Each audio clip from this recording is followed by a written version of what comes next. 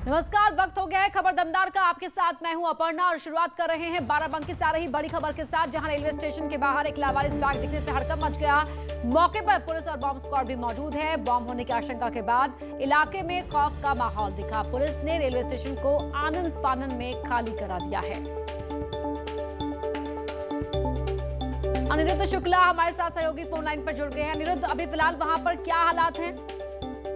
देखिए अपर्णा, बताना चाहूंगा कि ये पूरा मामला शहर कोतवाली स्थित रेलवे स्टेशन का है, जहां अमूमन रोज भीड़-भाड़ की तौर पे वो दिखती है। और आज शाम को ही ऐसी सूचना मिली कि प्रमुख जो स्टेशन का प्रमुख द्वार है, वहां पे एक लावारिस बैग मिला, जिसके बाद आनन फानन में मौके पे स्थानीय पुलिस, जीआरपी और डॉग स्क्वाड की टीम पहुंची। उसके बाद थोड़ी देर बाद उसके बाद लखनऊ से जो है बॉम्ब स्क्वाड की भी टीम यहाँ पे मौके पे पहुंची। उसके बाद उसको उस मौके पर पहुंच के उसको देखा गया कि उसमें क्या चीज है। बहरहाल अभी की बात करें तो उस लावारिस बैग से कुछ कपड़े और कुछ तस्वीरें जो है वो निकल के आई सामने। तो बहरहाल अब की बात करें, स्थिति अब सामान्य है। उस बैग को ही जो टीम की संबंधित टीम उन्होंने कब्जे में ले लिया। जी, बहुत शुक्रिया आपका इस जानकारी के लिए अनिरुद्ध।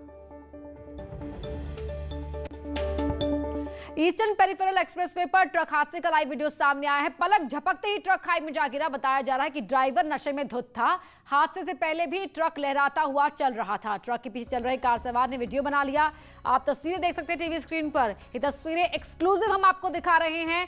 जो ट्रक के पीछे कार सवार चल रहा था, उसने इस पूरे घटनाक्रम का वीडियो अपनी मोबाइल में कैद कर लिया। देखिए, ट्रक लहराता हुआ चल रहा है। दाहिने हाथ की तरफ अचानक बाएं हाथ की तरफ मुड़ता है और ये धड़ाम नीचे ट्रक गिर जाता है।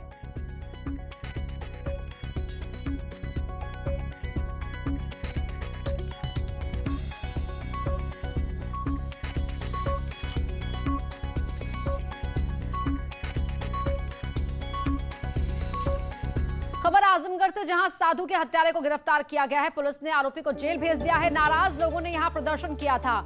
नशे में धुत आरोपी ने साधु पर हमला किया था। गिरफ्तारी के बाद जाकर अंतिम संस्कार हुआ।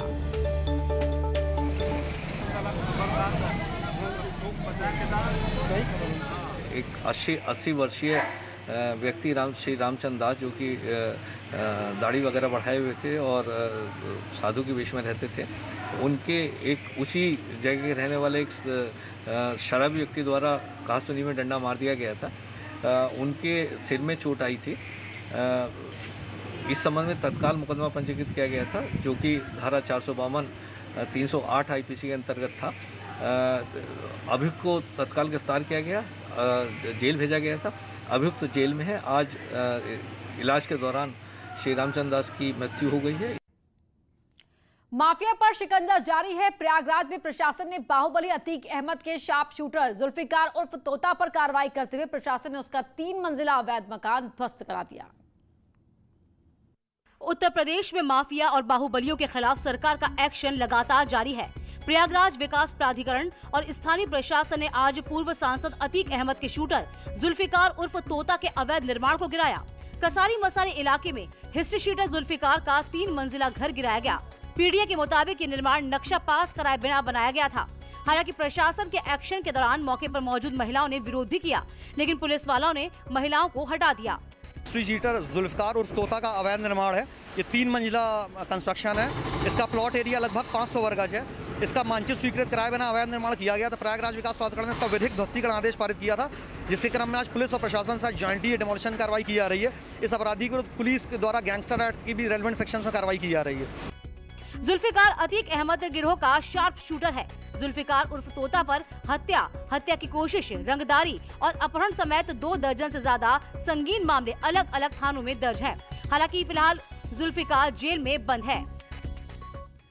बलिया कांड में मृतक के परिजनों ने मुख्य आरोपी धीरेन्द्र सिंह की गिरफ्तारी पर संतोष जताया और उसे फांसी देने की मांग की। साथ ही पीड़ित परिवार ने परिवार के लिए सुरक्षा के साथ ही मृतक के आश्रित को सरकारी नौकरी और 50 लाख के मुआवजे की मांग की है।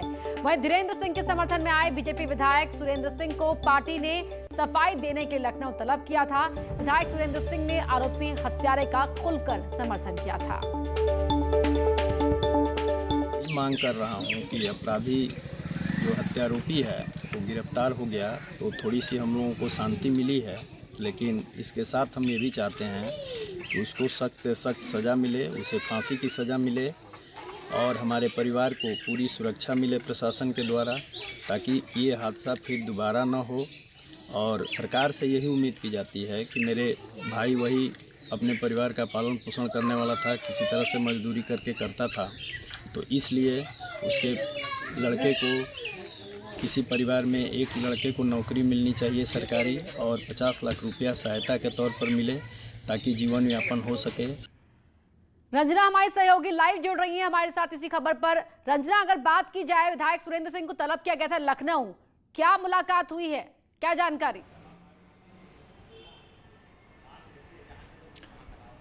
देखिए, विधायक सुरेंद्र सिंह की मुलाकात खत्म हो चुकी है और मुलाकात करने के बाद जब वो बाहर निकले हैं तो ये साफ पता चल रहा था कि बीजेपी उनके बयानों से असहज है। जिस तरह से एक मीडिया प्रभारी उनके साथ में थे और जब हम लोगों ने उनसे पूछने की कोशिश की कि क्या रहा बातचीत, तो उन्होंने जल्दी से गाड़ी में बैठाया और कहा कि आप निकाल दीजिए, इनको जल्दी से बाहर निकालिए। तो ये जो उस समय की जो ये दृश्य था वो बता रहा था कि बीजेपी कितनी असहज है इस बयान से। और उसके बावजूद जब हम लोगों ने हमने कोशिश की उनसे बातचीत करने की सुरेंद्र सिंह, तो उन्होंने कहा कि एक सामान्य मुलाकात थी और हम प्रणाम करने आए थे। बाद में बीजेपी प्रदेश अध्यक्ष निकले, उन्होंने भी कहा कि कार्यकर्ता आते रहते हैं और वो भी इसी तरह से एक आए थे। बलिया की घटना को भी लेकर के चर्चा हुई है। तो इस तरह से देखा जाए तो क्योंकि राज्यसभा चुनाव है सामने और उसमें एक एक विधायक का वोट महत्वपूर्ण है, इसलिए बीजेपी बिल्कुल असहज है विधायक के सुरेंद्र सिंह को लेकर के। और जिस तरह से असहजता दिखी मीडिया प्रभारी में बीजेपी के, जिस तरह से उनको लग रहा था कि अगर मीडिया सवाल कर लेगी सुरेंद्र सिंह से तो कुछ वो बता न दें, तो इस तरह से उनको जो है यहाँ से बीजेपी दफ्तर से जल्दी बाहर किया गया गाड़ी में बैठा के। तो बिल्कुल इससे साफ पता चलता है कि बीजेपी अपने विधायक से असहज स्थिति में है। हाँ, प्रदेश कार्यालय में महामंत्री संगठन सुनील बंसल और प्रदेश अध्यक्ष बीजेपी प्रदेश अध्यक्ष स्वतंत्र देव सिंह दोनों मौजूद थे। मुलाकात हुई है और पूरे जो वहाँ का बलिया की घटना थी उस पर चर्चा हुई है यहाँ पे। जी रंजना, बहुत बहुत शुक्रिया आपका इस पूरी जानकारी के लिए। वहीं जमीन कब्जे के आरोप में पहले से जेल में बंद भदोही के बाहुबली विधायक विजय मिश्रा पर एक महिला की शिकायत के बाद रेप का केस दर्ज किया गया। उनके ऊपर करीब 75 मामले पहले से ही चल रहे हैं। भदोही के ज्ञानपुर से विधायक विजय मिश्रा की मुश्किलें बढ़ सकती हैं। उगाही और जबरन जमीन पर कब्जे के मामले में पहले से ही जेल में बंद विजय मिश्रा पर अब रेप का आरोप लगा है। वाराणसी की एक लड़की ने भदोही के गोपीगंज थाने में विजय मिश्रा के खिलाफ FIR दर्ज कराई है। लड़की की शिकायत पर भदोही पुलिस ने विजय मिश्रा, उनके बेटे और एक अन्य लड़के के खिलाफ केस दर्ज किया है। विजय मिश्रा पर IPC की धारा 376D, 342 और 506 के तहत केस दर्ज किया गया है। एक लड़की ने आकर के एक तहरीर दिया है थाना गोपीगंज में कि सन 2014 में जब इलेक्शन चल रहा था तब विधायक विजय मिश्रा ने मुझे अपने यहाँ कार्यक्रम के लिए बुलाया था और उसी दिन मेरे साथ ज़बरदस्ती मेरा यौन शोषण किया और उसके बाद मुझे जान से मारने की धमकी दी। ये सारे प्रमाण लेकर के हमारे पास आई। इस संदर्भ में हमने गोपीगंज थाने में एक मुकदमा पंजीकृत किया है। बाहुबली विधायक विजय मिश्रा फिलहाल जेल में बंद हैं। हाथरस कांड के चश्मदीद छोटू से आज फिर CBI ने पूछताछ की। उसके बाद न्यूज़ 18 ने छोटू से खास बातचीत की। उसने अपने बयान में कहा था कि पीड़ित के भाई और मां मौके पर मौजूद थे जबकि पीड़ित खेत में तड़प रही थी। हाथरस केस में CBI ने चश्मदीद गवाह छोटू से एक बार फिर पूछताछ की। पिछले 8 दिनों से हाथरस में कैंप कर रही CBI टीम ने छोटू को आज सुबह खेत से बुलाया और कुछ देर की पूछताछ के बाद उसे छोड़ दिया। तो आपने चिल्ला पे कितने दिन काम किया था? 2 दिन काम किया था। और घटना के बारे में क्या पूछा था आपसे?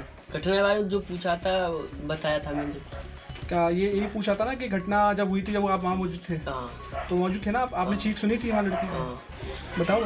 जब मैं अपने खेत में घास काट रहा था तो मैं चीखने की आवाज़ सुनी, चीखना। जब मैं वहाँ पहुँचा तो उसकी माँ उसका भाई खड़ी हुई थी पास। इससे पहले भी CBI ने छोटू से पूछताछ की थी। छोटू का दावा है कि वो पीड़ित के साथ हुई वारदात के फौरन बाद मौके पर था और पीड़ित के भाई और उसकी मां को वहां खड़े उसने देखा था। छोटू के मुताबिक पीड़ित दर्द से तड़प रही थी। CBI की टीम केस से जुड़े डॉक्टरों से भी पूछताछ कर सकती है और आरोपियों से पूछताछ के लिए जेल भी जा सकती है। नवरात्र में CM योगी ने नारी शक्ति से संवाद किया। महिला ग्राम प्रधान, BDC और पंचायत सदस्यों से बातचीत करते हुए CM ने कहा कि हर जगह सरकार नहीं पहुंच सकती, इसलिए प्रदेश में विकास के लिए लोगों की भागीदारी जरूरी है। मुख्यमंत्री योगी आदित्यनाथ ने आज मिशन शक्ति के तहत प्रदेश के अलग अलग जिलों की महिलाओं से बात की। लखनऊ से वीडियो कॉन्फ्रेंसिंग के जरिए आयोजित इस संवाद में कई जिलों की महिला ग्राम प्रधान, महिला BDC सदस्य, महिला ब्लॉक प्रमुख, महिला पार्षद, नगर निगम और नगर पंचायतों की महिला अध्यक्ष शामिल थीं। इनके अलावा कई स्कूलों की महिला शिक्षक और प्रिंसिपल भी इस कार्यक्रम में जुड़ी थी।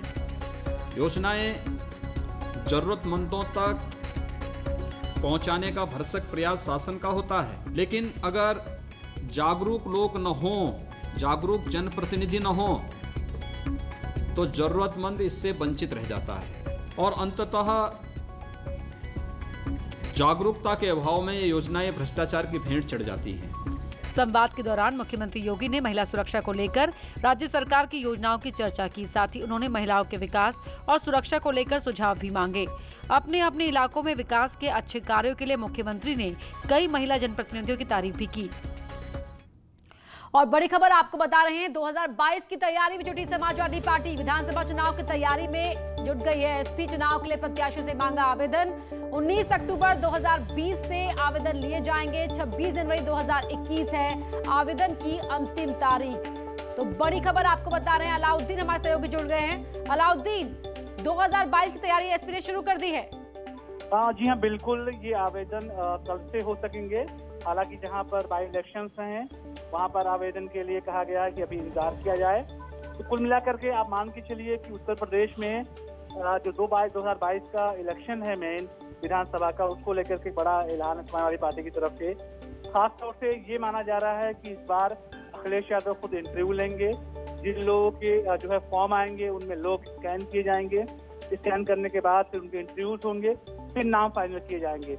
इससे पहले जो मुलायम सिंह यादव के जमाने में या फिर 17 का जो पूरा इलेक्शन था उसमें, क्योंकि मुलायम सिंह का भी बहुत इंटरफेरेंस था, तो अब समाजवादी पार्टी अपनी जो टेक्निकल चीजों को है और चुनाव प्रक्रिया को वो थोड़ी बदलती हुई नजर आ रही है। क्योंकि आप अगर मान के चलें कि अभी बाई इलेक्शन में जो 6 टिकट फाइनल किए हैं तो करीब 30 से 35 लोगों के नाम आए थे। फिर स्कैन करते करते 8 लोगों के नाम आए, फिर 4, तो फाइनली 4 लोगों से मुलाकात भी करी अखिलेश यादव ने, फिर नाम तय किया है। यानी कि कैंडिडेट से आप मुलाकात भी कर रहे हैं, उनका विजन भी समझ रहे हैं, काम करने का उनका तरीका क्या रहेगा उसको भी समझ रहे हैं। हाँ, हालांकि जातीय समीकरण और तमाम चीजों को भी ध्यान में रखा जा रहा है, लेकिन समाजवादी पार्टी इस बार बदली हुई नजर आ रही है। बहुत शुक्रिया आपका जानकारी के अलाउद्दीन। आगरा में आज उस वक्त हड़कंप मच गया जब शाहगंज इलाके के आजमपाड़ा में तेज धमाके के साथ एक साथ 2 घरों में आग लग गई। हादसे में 3 लोगों की मौत हो गई जबकि 4 लोग झुलस गए। धमाके की आवाज काफी दूर तक सुनाई दी। इलाके में अफरा तफरी मच गई। बताया जा रहा है कि दोनों ही घरों में पटाखा फैक्ट्री थी और इसी में आग लगने से धमाका हुआ। शाहगंज के क्षेत्र में चमन मंसूरी करके एक व्यक्ति है जिनके घर पे कुछ पटाखे बनाने का काम वगैरह भी होता है। यहाँ पे एक धमाका हुआ, विस्फोट हुआ है जिसमें 2 लोगों की प्रथम दृष्टि अभी इन्फॉर्मेशन जो मिल रही है 2 लोगों की मृत्यु हो गई है और 4 लोगों को अस्पताल भेजा गया है। क्या ये किस चीज़ में हुआ है? देखिए, पटाखे की घर पे इनके पटाखे बनते हैं, जितना भारी सूत्रों से इन्फॉर्मेशन मिली आसपास के जो लोग बताते हैं। और इसमें बुलंदशहर में हिंदू जागरण मंच के कार्यकर्ता राहुल जायसवाल को चाकू से गोदकर जख्मी कर दिया गया। राहुल को गंभीर हालत में अस्पताल में भर्ती कराया गया। बताया जा रहा है कि नशे में धुत एक सभासद नफीस से उसका विवाद हो गया, जिसके बाद नफीस ने अपने 2 साथियों के साथ मिलकर राहुल को चाकू से गोद दिया और फरार हो गया। घटना के बाद इलाके में बड़ी संख्या में पुलिस तैनात कर दी गई। वहीं हिंदू जागरण मंच के कार्यकर्ताओं ने थाने का घेराव कर दिया। पुलिस ने मुख्य आरोपी सभासद नफीस को गिरफ्तार कर लिया है। वहीं इसके 2 फरार साथियों की तलाश की जा रही है।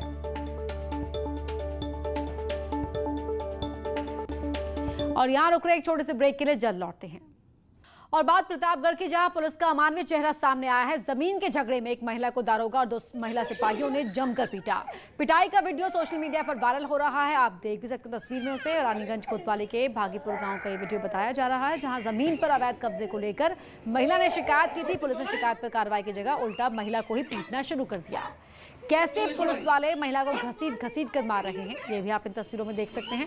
और अब इस वीडियो के वायरल होने के बाद पुलिस के अधिकारी कुछ भी बोलने से बचते हुए दिखाई दिए।